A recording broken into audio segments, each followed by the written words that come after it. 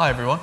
So if you've already seen the demo of Everlong that we did, you'll have seen that we recorded it all on the iPad.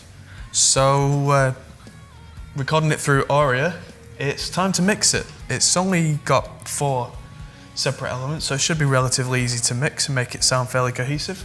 So may as well do it on camera. Here we go.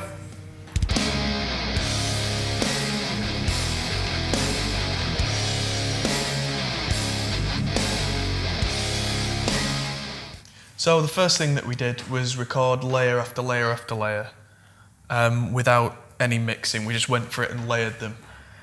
So we started off with the acoustic guitar. I am not a very good acoustic guitar player, I think, which is why it's a little bit rough around the edges. But the point of the demo was not to show off my playing skills. The point was to show off the mics, because we only used SE Electronics SE5 in a stereo pair, and the SE Gemini on the vocals and on the bass. And the RME Babyface was my interface. We didn't use anything extra, and that went through an iPad camera adapter USB thing straight into the iPad, into Auria, and we hit record and off we went. That was it. So we made sure the levels we're nowhere near peaking, and it seems, looking back at it now, that we had a bit more headroom than I thought. It seems that Auria's metering system is somewhat more logarithmic, I think, than something like Reaper, where with the latest version of Reaper, if I'm getting these kind of levels on screen, that's kind of minus 12 dB, give or take, where here it seems to be significantly quieter, so I've had to push them up a little. So let's start on the mix window. You can see here, on the edit window that there's a section in the middle of the song where everything drops out. So I've just split these tracks with the split button and then put fade ins and fade outs on them, put fade outs on the start of the tracks. And that is about it in terms of editing. It's quite a simple track, really. So if we go over to the edit window, I'm using 4 channels on your left. I'm only using 1 sub mix channel because it has the bus compressor, which I really like, which I used for the vocals. And there is a copy of Final Mix on the insert at the end, but that doesn't seem to like working at Final Touch when I've plugged in the USB so that I can record this screen and show you what's going on. So we'll talk about mastering another time.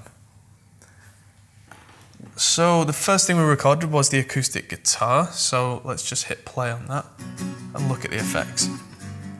So there's no gate and there's no compressor on this. I wanted to keep this as natural as I reasonably could, because the SE5s are a very honest mic, and that's great. All that I wanted to do is just give it a little bit of a lift, just because the guitar was quite warm sounding and the strings needed changing, so I need to lift the high end a little. So you can see around on the bottom here, around 100 Hertz, I'm adding about 5 dB, and I've changed the type here on this little switch I'm wiggling from a shelf to a bump, so that it doesn't bring in any subsonics, which means that we don't have to shelve anything off and make it sound really thin with the filter up here. I've added just a dB at around 8K, and that is a shelf, just so that it just brings the top out a little, because it was quite zingy and ringy because I don't play very well. And that's no fault of the microphones, that's just because I'm a bit cack. You can hear all sorts of clanging noises in there, and that is just me. I don't practice enough, let's be honest. The mids around 200 Hertz, there's a bit of a bumpy dip, so that's so that the bass frequencies, if you think about them as a line, they go up at 100 and down at kind of 200, just to get a little more warmth but not the mud. And just around 1K where the vocal region is, I've taken about 2 dB out, just because it was competing with the vocal. That's the only reason. So it seems that I've not put a compressor on here at all. After playing with one, I decided against it. Now the vocal, no one ever likes the sound of their own voice, but I'm going to have to put up with it for a minute. It doesn't look very loud, but that's because on the quiet bits I'm being quiet, and on the loud bits I'm being loud. It's a dynamic performance. And I didn't want to get too near the top, just in case when I went for it, it just clipped all over the show. We recorded all 4 of these takes, including all the shots, all the close shots, in about an hour and a half.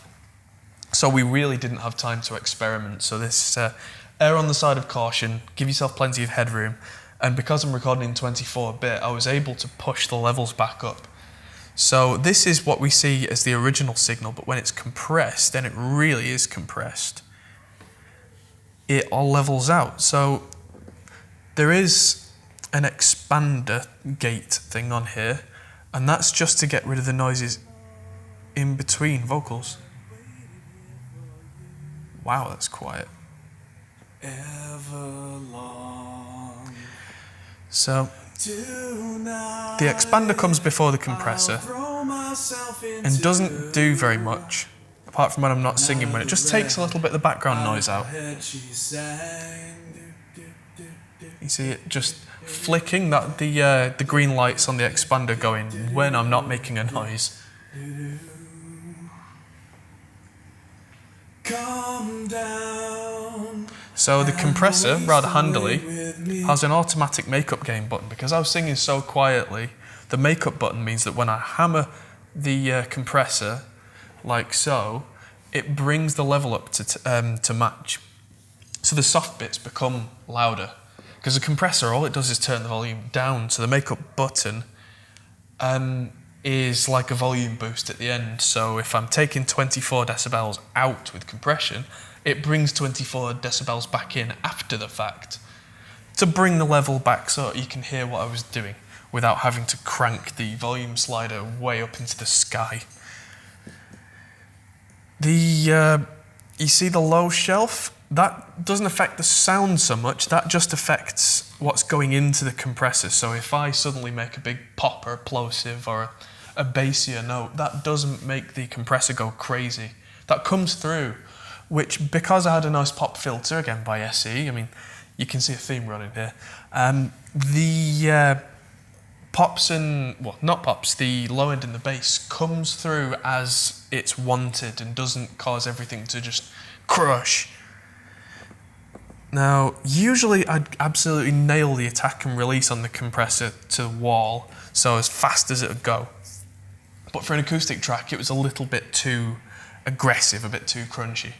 So I've softened the release and the attack off to just 2 milliseconds of attack and, I don't know, 40, 50 milliseconds of release. Just enough that it doesn't sound aggressive, but still works very quickly to bring the levels up and down so that you can hear when I'm going for it, and then quiet again, you can hear the difference. And that's on RMS mode as well, which is more like a traditional kind of optical compressor, that nice gentle thing. That's being sent to this subgroup, which has an effect, which is that there's another compressor. So it's 2 compressors in a row, and this one is just kind of keeping the overall level much more slowly and much more generally in place, so that when I absolutely go for it, it doesn't crush, it just holds it in place in the mix. And in between syllables and that kind of thing, if I do a bit of a that kind of thing, it just holds it there. And that's quite a slow attack and release on there, but it's not automatic. It's just touching the top of the signal and just gently riding it along. Now, after we recorded guitar and vocal, I decided that, a bass track would be nice. So I brought out my fretless acoustic bass, which is a real piece of rubbish. It's awful. So the original track sounds like this. Well, let's compress it.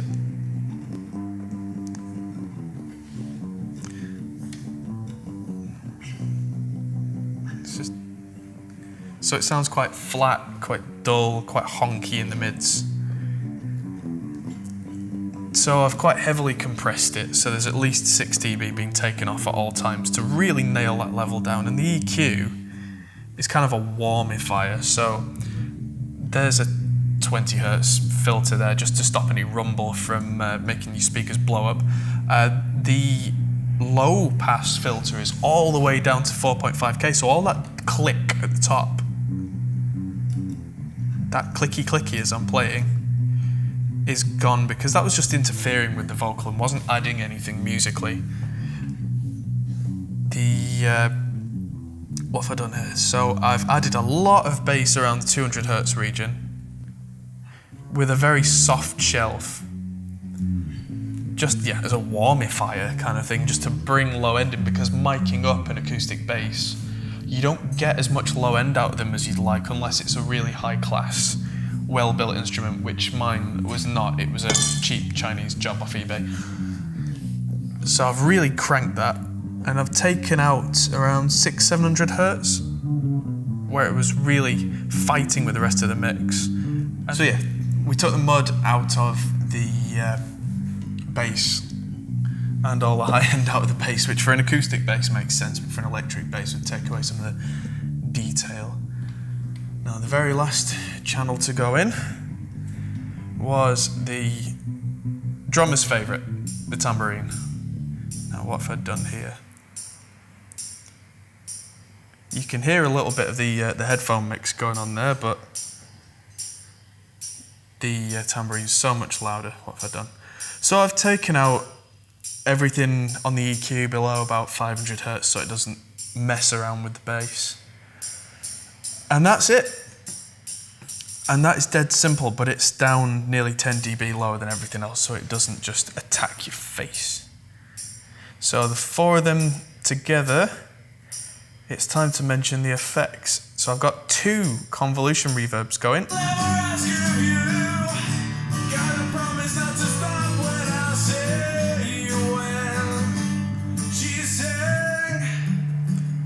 So, aux number 1 is a plate reverb. Now the plate reverb is mostly being used on the Tambourine, a little bit on the vocal and a little bit on the acoustic guitar, and that just gives it that kind of thing.